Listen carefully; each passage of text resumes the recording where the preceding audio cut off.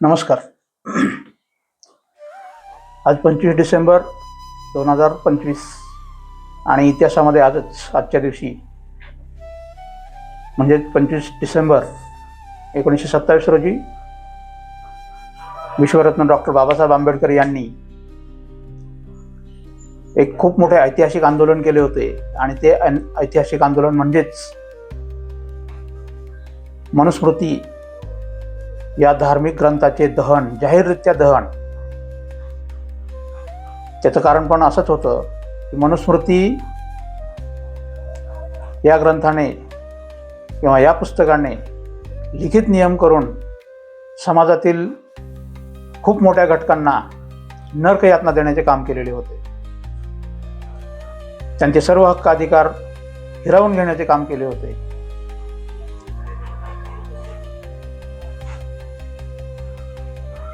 चातुर्वर्ण व्यवस्थेमध्ये सर्वात वरचा वर्ण हा मनुस्मृतीचे अंमल करण्याचे कार्य तो वर्ग करत होता आणि जे उर्वरित तिन्ही वर्ग आहेत त्यांच्या माध्यमातून आणि स्वतः समाजामध्ये मनुस्मृतीचा अंमल करण्याचे कार्य या सर्वात वरच्या वर्गाच्या माध्यमातून केले जात होते. हजारो वर्षापासून क्षुद्र अतिक्षुद्रांना कोणतेही अधिकार दिलेले नव्हते, तर त्यांचे जगण्याचे अधिकार सुद्धा हिरावून घेण्यात आलेले होते. त्यांना कोणत्याही प्रकारची संपत्ती किंवा कोणत्याही प्रकारचे साधनं उपलब्ध करून दिली तर त्या उपलब्ध करून देणाऱ्याला सुद्धा कोणकोणती शिक्षा करण्यात यावी याचे लिखित नियम पुस्तकांमध्ये त्या मनुस्मृतीमध्ये लिहिलेले आहेत किंवा लिहिलेले होते. आणि मग अशा विषारी, अत्यंत जहाल आणि क्रूर अशा पुस्तकाचे दहन करण्याचे एक जगातील सर्वात मोठे आंदोलन डॉक्टर बाबासाहेब आंबेडकर यांनी आजच्या तारखेला केले होते. या मनुस्मृतीच्या माध्यमातून अनेक महापुरुषांना छळण्याचे कार्य मनुस्मृतीने केलेले होते आणि ते पण चातुर्वर्ण्यातील वरच्या वर्गाने. यामध्ये अनेक महापुरुष सुद्धा या मनुस्मृतीच्या छळाला बळी पडले होते. त्याच्यामध्ये संतश्रेष्ठ तुकाराम महाराज यांना सुद्धा मनुस्मृतीने छळले होते. ज्यावेळी छत्रपती शिवाजी महाराजांनी स्वतःचे स्वराज्य उभे केले, तळागाळातील कष्टकऱ्यांना, शेतकऱ्यांना, दीनदलितांना, 12 बलुतेदारांना, 18 पगड जातींना सोबत घेऊन छत्रपती शिवाजी महाराजांनी आपले स्वराज्य निर्माण केले. आणि ज्यावेळी या स्वराज्याची स्थापना करण्यासाठी छत्रपती शिवाजी महाराजांना आपला राज्याभिषेक करण्याची वेळ आली, त्यावेळी या मनुस्मृतीचा दाखला देऊन किंवा मनुस्मृतीच्या नियमाचा दाखला देऊन या उच्च वर्णातील लोकांनी छत्रपती शिवाजी महाराजांना तुम्ही क्षुद्र आहात आणि म्हणून तुम्हाला तुमचा राज्याभिषेक करून घेता येणार नाही किंवा तुम्ही राजे होणार नाही असे ठणकावले होते.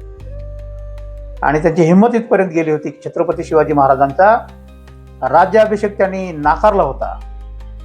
परंतु छत्रपती शिवाजी महाराज हे खूप पराक्रमी राजे होते. शून्यातून विश्व निर्माण करणारे, स्वराज्य निर्माण करणारे होते. आणि या किरकोळ गोष्टीला घाबरणारे किंवा त्यामुळे ते मागे हटणारे छत्रपती शिवाजी महाराज नव्हते. तर छत्रपती शिवाजी महाराजांनी या मनुवाद्यांची चांगली व्यवस्था केली होती.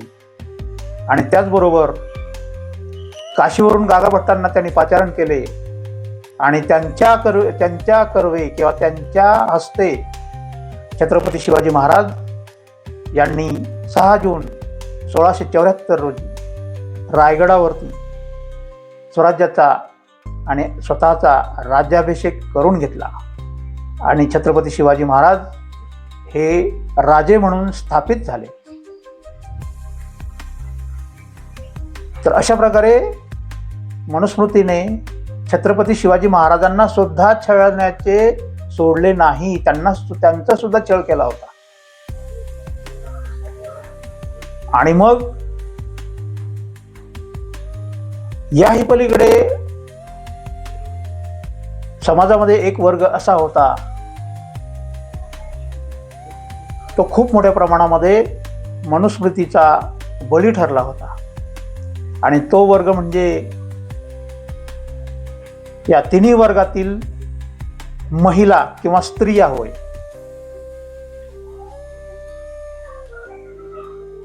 या सर्व महिला आणि स्त्रियांची स्थिती ही क्षुद्र अतिक्षुद्रांच्याही पलीकडे करून ठेवली होती किंवा वाईट होती.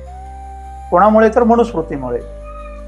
आणि मग मनुस्मृतीने स्त्रियांना खूप मोठ्या प्रमाणामध्ये वेदना देण्याचे काम केले होते, छळण्याचे काम केले होते, क्रूरपणे त्यांच्यावरती अनेक निर्बंध लादण्याचे काम केले.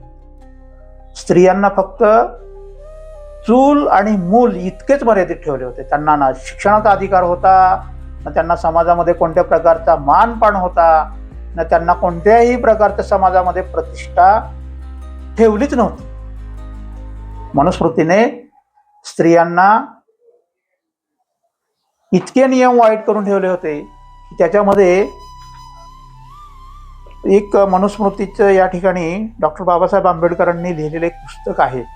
आणि त्या पुस्तकामध्ये डॉक्टर बाबासाहेब आंबेडकरांनी मनुस्मृतीचे अनेक श्लोक दिलेले आहेत की त्या माध्यमातून कशा प्रकारे स्त्रियांचे शोषण होत होते किंवा लादली गेलेली होती मनुस्मृती आणि नियम. त्यामध्ये अध्याय क्रमांक 5.154 मध्ये मनुस्मृतीच्या मनु म्हणतो की जरी एखाद्या स्त्रीचा पती सदाचारापासून दूर असला तरीही, म्हणजे तो सदाचारी नसला तरीही, म्हणजे वाईट आचरणाचा असला तरीही, त्याचबरोबर इतर गोष्टीकडे आसक्त असला तरीही, म्हणजेच व्यसनी असला तरी किंवा व्यभिचारी असला तरी किंवा तो सद्गुणांनी हीन असला तरीही, म्हणजे त्याच्याकडे कोणताही सद्गुण नसला तरीही तो पतिव्रता स्त्रीला देवताप्रमाणे पूज्य होतो. म्हणजे म्हणू काय म्हणतो की एखाद्या स्त्रीचा पती हा कितीही वाईट असू द्या, तो दारुडे असू द्या, व्यसनी असू द्या, व्यभिचारी असू द्या, चोर असू द्या, क्रूर असू द्या, खुनी असू द्या, दरोडेखोर असू द्या किंवा त्याच्या बायकोला रोज जीव जाईपर्यंत मारणारा असू द्या, छळ करणारा असू द्या, तरी सुद्धा तो माणूस त्याच्या पत्नीसाठी, त्याच्या पतिव्रता पत्नीसाठी तो देवाप्रमाणे असतो किंवा असला पाहिजे, अशी शिकवण कोणाची आहे? मनूची आहे. आणि मग अशा प्रकारे मनूने स्त्रियांचं जीवन हे हजारो वर्षापासून नरक बनवून ठेवलेलं होतं, नरक. आणि मग असे जहाल क्रूर छत्रपती शिवाजी महाराजांचा अपमान करणारे पुस्तक,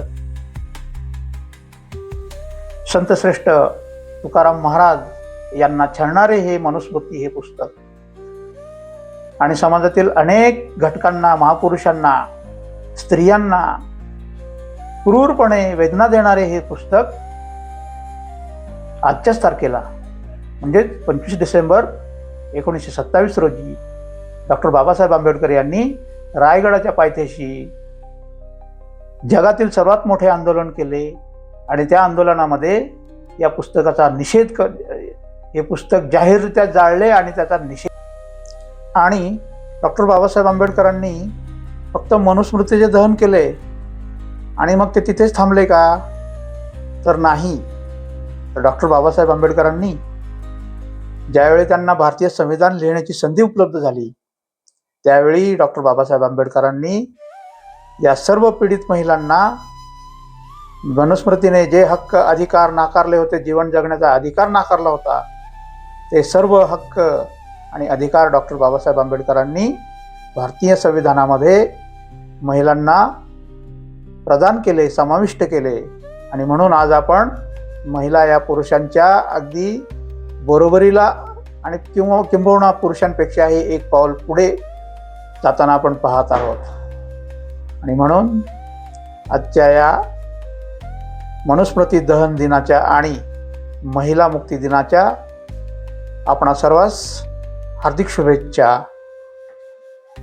जय भीम, जय भारत, जय संविधान.